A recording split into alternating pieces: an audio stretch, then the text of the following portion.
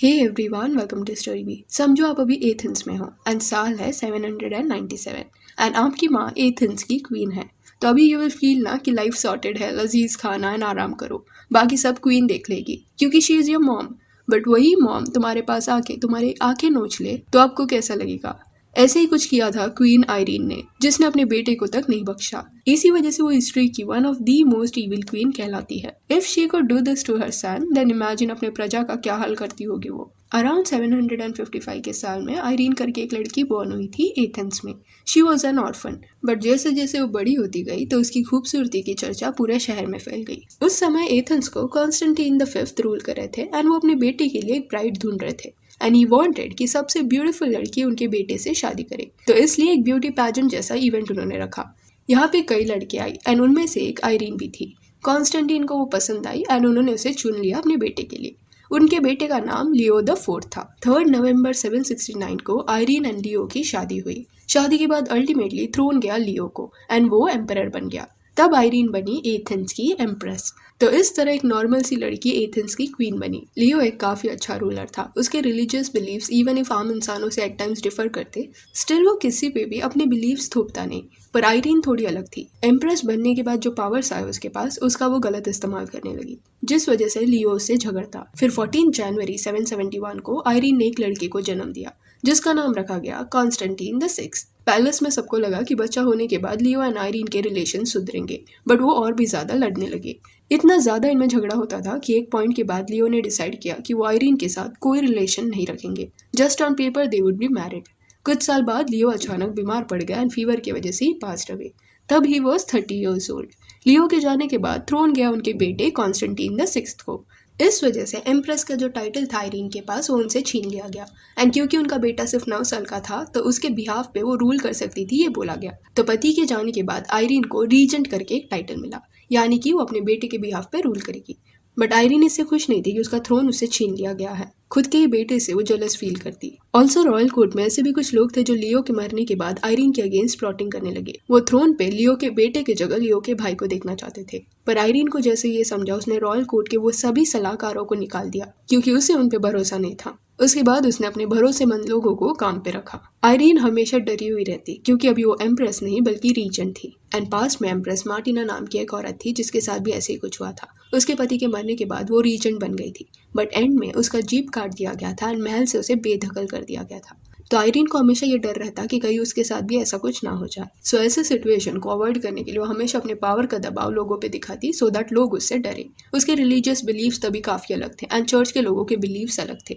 But Irene church के respectful लोगों के अगेंस्ट भी गई एंड उसने अपने बिलीव्स वहाँ लागू किए। ये चीज़ ने कई लोगों को आयरीन के अगेंस्ट किया, पर कोई उसके खिलाफ आवाज़ नहीं उठाने वाला था क्योंकि उन्हें पता था कि अगर आयरीन को समझाएं, अगर वो नाराज़ हुई तो अंजाम अच्छा नहीं होगा। अपने खुद के बेटे कॉन्स्टेंटाइन को तक आयरीन महल से बाहर नहीं जाने देती, हमेशा महल में रखती सो दैट पब्लिक में वो ना जाए एंड लोग उस पर ध्यान न दे पाए। फिर कुछ साल बीत गए एंड जैसे जैसे कॉन्स्टेंटाइन बड़ा हुआ, उसे रियलाइज हुआ कि उसकी माँ उसका थ्रोन उसे वापस नहीं दे रही and as secondary ruler Irene ने उसको बिठा के रखा है। उसके ओपिनियंस को आयरीन सीरियसली नहीं लेती एंड ये सब चीज से भी वो फ्रस्ट्रेट होने लगा था। उसने ठान लिया था कि उसे उसका थ्रोन वापस चाहिए एंड वो एथेंस पे अकेले ही रूल करेगा। ये बात जाके उसने अपनी माँ को बता दी एंड थ्रोन वापस मांगा, जिसको सुनने के बाद आयरीन काफी गुस्सा हो गई एंड उसने अपने बेटे को दबाने की कोशिश की, ये बोल के कि एथेंस को इतने सालों से वही संभाल रही है तो आगे भी वही संभालेगी।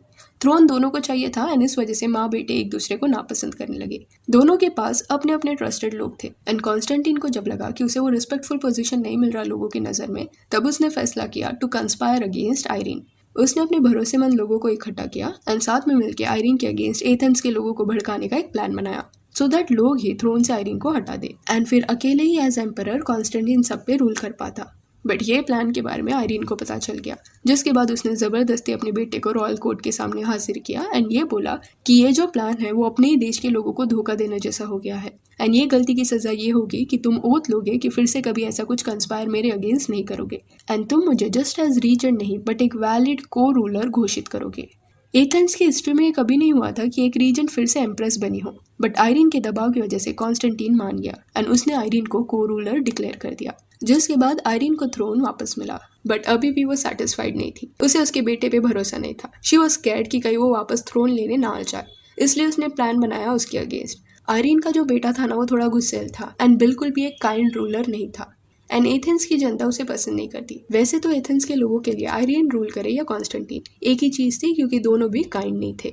तो आयरीन को ये बात पता थी कि उसके बेटे को लोग पसंद नहीं करते एंड जल्दी ही वो गुस्से में आके कोई गलती करेगा। पर इस बार वो एथेंस के लोगों के गुस्से का फायदा उठाने वाली थी अपने बेटे को पनिश करने के लिए। एंड जैसे आयरीन ने सोचा था वैसे ही हुआ। कुछ ही दिन बाद कॉन्स्टेंटीन से गलती हो गई। उसने फिर से थ्रोन हासिल करने के लिए आयरीन के अगेंस्ट कंस्पायर किया, पर ये जाल आयरीन ने ही बिछाया था। जैसे ही आयरीन को ये समझा, उसने अपने गार्ड्स को भेजा और कॉन्स्टेंटीन को बंदी बना लिया। फिर जब सजा सुनाने का दिन आया तब कॉन्स्टेंटीन को आयरीन के सामने पेश किया गया।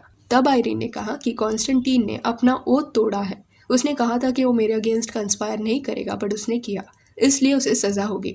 उसके दोनों आंखें नोच लिए जाएंगे। बहुत क्रूअल वे से कॉन्स्टेंटीन के साथ ये किया गया। नो वन नोज कि ये इंसिडेंट्स के बाद कॉन्स्टेंटीन जिंदा बच पाया कि नहीं। तभी वो कुछ 24 ईयर्स का होगा। पर हाँ, थ्रोन आयरीन को मिल गया। एथेंस की हिस्ट्री में कभी इतनी powerful and cruel female throne पे बैठी नहीं थी। एंड इस बार तो आयरीन अकेले रूल करने वाली थी। ना उनका हस्बैंड उनके बाजू में था, ना उनका बेटा। वो खुद को एम्प्रेस बोलने से ज्यादा एम्परर बोलना पसंद करती। इवन तो ये टाइटल मेल को ही मिलता, स्टिल आयरीन को ये चाहिए था, तो उसने ले लिया।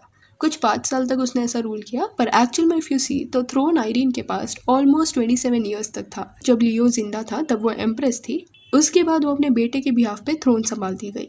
तो टाइटल चाहे कुछ भी क्यों ना हो, एम्प्रेस, एम्परर और रीजन, बट इनडायरेक्टली थ्रोन पे हक उसने 27 ईयर्स तक जमाए रखा। पर 1802 के साल में जब आयरीन ऑलमोस्ट 50 साल की हो गई थी तब वो वीक पड़ने लगी। उसके अगेंस्ट जो लोग थे उन्होंने ये देख लिया एंड इसका फायदा उठाया। दे कंस्पायर्ड अगेंस्ट हर एंड उसको थ्रोन से उन्होंने हटा दिया। आयरीन 802 के साल में ही एग्जाइल भी कर दी गई थी एथेंस से, जिसके बाद वो एक आम इंसान की तरह गांव में रहने लगी। खुद के बेटे को उसने ऑलमोस्ट मार ही दिया था, तो अभी उसके पास खुद का कोई नहीं था। वो अकेला रहती एंड थ्रोन छोड़ने के 1 साल के अंदर ही आयरीन की मौत भी हो गई। आयरीन को थ्रोन से इतना ज्यादा ऑब्सेशन था कि वो इसके लिए किसको भी मरवा सकती थी। उसके खुद के बेटे से ज्यादा उसको थ्रोन से प्यार था। शायद इसी वजह से जिंदगी के आखिरी कुछ सालों में उसके पास कोई नहीं था, सिर्फ उसका थ्रोन था। एंड वो भी इवेंचुअली छीन लिया गया।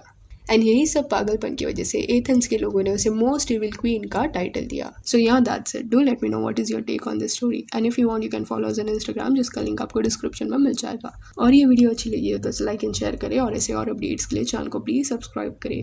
Thank you.